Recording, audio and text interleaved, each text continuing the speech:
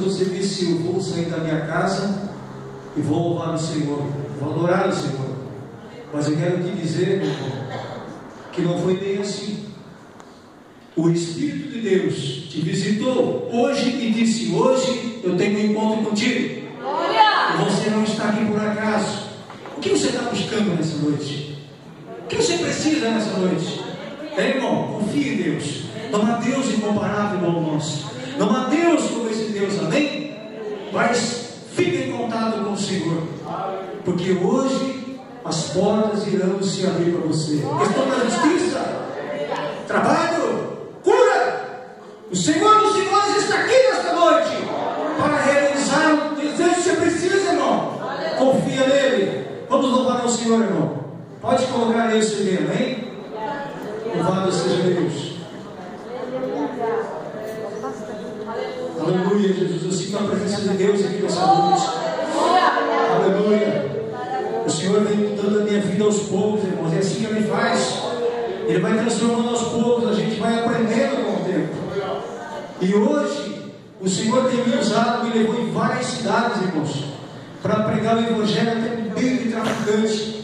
Eles puxaram da arma, eles deram 4 tiros do meu lado para eu parar de pregar o Evangelho. E ali eu continuei pregando a palavra do Senhor. Ele disse: eu sou contigo. Asturiando a base, nenhum tiro pegou em mim, irmão. Porque nós servimos um Deus vivo. E será que o teu problema é mais alto que Deus? Não, o nosso Deus é maior. Aleluias.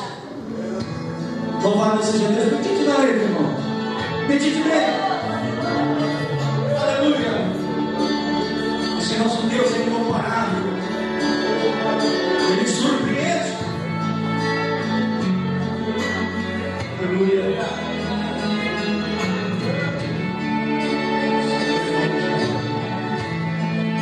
Aleluia. Quem é como nosso Deus? Você pode? Eu não posso comparar. Outra vez vou perguntar: quem é que pode me falar? Quem é como nosso Deus?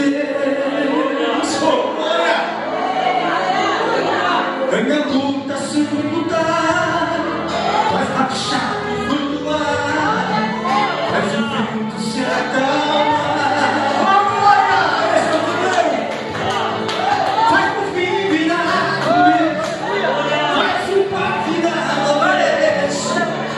Seu povo passar em terra seca, do outro lado começavam a cantar o quê? Mas comigo, Senhor.